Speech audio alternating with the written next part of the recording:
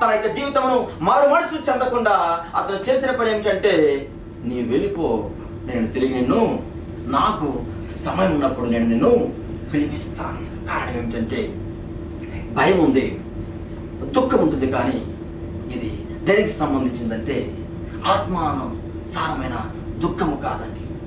ఈ రోజుల్లో అనేకులకు ఏ దుఃఖం ఉంటుందండి? శరీర సంబంధమైన దుఃఖము. ఎందుకంటే మనిషి దేని పడి ఉన్నాడు? శరీర సంబంధే. నేను దేవుడి చేత కడగబడ్డాను, నేను నూతన సృష్టి అని చెప్పుకుంటున్నాడు. కానీ ఇంకను శరీర సంబంధం. ఎందుకంటే దేవుని యొక్క ఆత్మ సంబంధమైన కార్యములు అతను చేయలేడు, అతను ఒప్పుకోడు, తన హృదయం అంగీకరించదు. అందుకే ఈ యొక్క ఫెలిక్స్ కూడా, ఎందుకు ఈ యొక్క ఫెలిక్స్ లో ఉద్దేశం ఏమిటంటే, అపోస్తలుడైన పౌలు ఎందుకు పిలిపించుకున్నాడంటే ధనము కొరకు పిలిపించుకున్నాడండి. దేని కొరకండి? ధనము కొరకు. ఏమన్నా నాకు ఇస్తాడేమో అని చెప్పేసి ధనము కొరకు. ఒకవేళ బంధింపబడ్డాడు కదా, మాట్లాడిన తర్వాత ఒకవేళ తప్పించుకోవడానికి అనగా నన్ను విడిపించమని ధనం ఇస్తాడేమో అనుకున్నాడండి. అపోస్తలుడైన పౌలు ధనాన్ని ఆశించే వ్యక్తి కాదు, ధనాన్ని ఇచ్చే వ్యక్తి కానే కాదు ప్రేమించుకోవాలరా.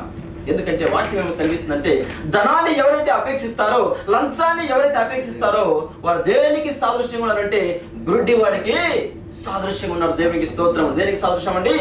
గుడ్డి వాడికి సాదృశ్యంగా ఉన్నాడు. ఈ యొక్క ఫెలిక్స్ యొక్క జీవితంలో చూసినట్లయితే గుడ్డివాడే ఉన్నాడు. కారణం ఏమిటంటే అతడు ధనాపేక్ష ఉందండి. ధనాపేక్ష ఉంది కనుక ఈ యొక్క ఫెలిక్స్ గుడ్డివాడైనాడు కనుక జీవము గల దేవుని వాక్యం అందింపబడినప్పుడు తన యొక్క మనోనేత్రములు వెలిగింపబడక ఏం చేశాడంటే, నీవు వెళ్ళిపో, నాకు సమయం ఉంటే నేను తిరిగి పిలిపిస్తాను.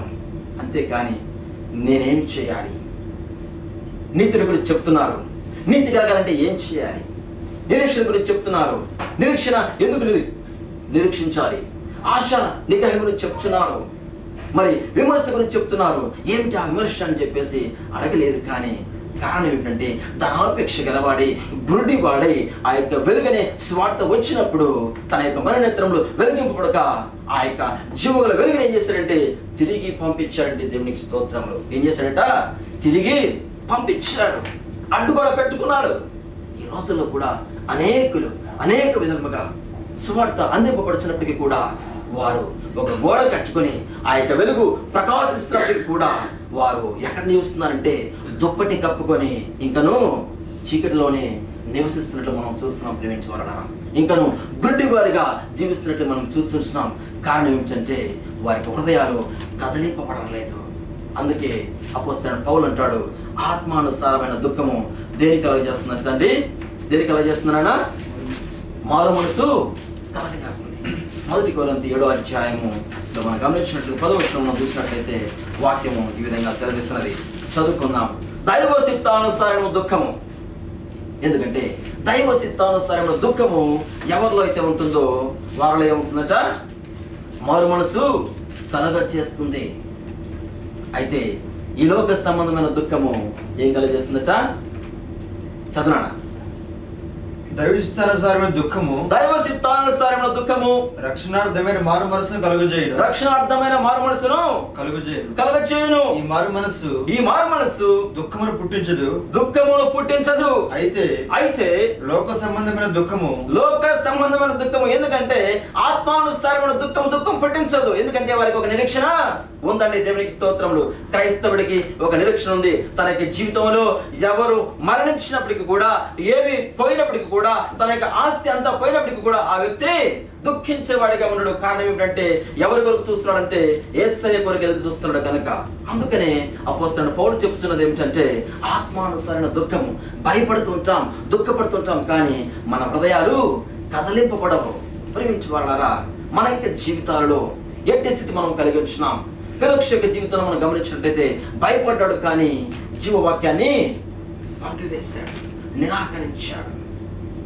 ఈ రోజుల్లో మతనిష్ట చాలా ఎక్కువ అండి. ఏ నిష్ట అండి? మతనిష్ట చాలా ఎక్కువగా ఉంటుంది. క్రమంగా మనం ఆదివారం ప్రార్థనకి వెళ్ళడము, లేదా గురువారం ప్రార్థన చేసుకోవడము, కూడిక ఉంటుంది. కానీ అదేవిధంగా దేవునికి లోబడి జీవించే ఆచారం మనలో ఉండదండి. ఎలా ఉంటామంటే ఆ రోజుల్లో శాస్త్రుల పరిశీలు కూడా వారు ఏం చేసేవారట? ఏ నిష్ట కలిగి ఉన్నారు? మతనిష్ట కలిగి ఉన్నారండి. ధర్మశాస్త్రాన్ని వారు చక్కగా పాటించేవారు. కానీ యేసుక్రీస్తు యొక్క మాటలకు వారు లోబడిన వారు కానే కాదు. అందుకే ఈ యొక్క ఆత్మానుసారైన దుఃఖం లేని వారు, శరీర సంబంధమైన దుఃఖము కలిగిన వారు ఈ యొక్క శాస్త్రులు పరిశీలనలో కూడా కొంతమంది ఉన్నట్టు మనం గమనిస్తున్నాం. శాస్త్రుల వలె, పరిశీల వలె వారిని ఎలా పోల్చాడు? ఈ యొక్క ఫిలిప్స్ ఎలా ఉన్నాడంటే సున్నము కొట్టిన సమాధి వలె ఉన్నాడండి. సున్నము కొట్టిన సమాధి వలె ఉన్నాడు. ఈ రోజులో అనేకులు ఎలా ఉన్నారు? సున్నం కొట్టిన సమాధుల వలె ఉన్నారు.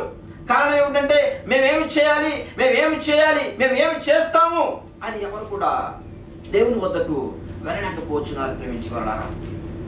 అందుకే వాక్యం సెలవిస్తున్నది ఏమిటంటే లూకాసు సువార్త 11వ అధ్యాయం 44వ వచనంలో మాట చూద్దాం. లూకాసు సువార్త, అయ్యో మీరు కనబడని సమాధుల వలె ఉన్నారు. వాటి మీద నడుచు మనుషులు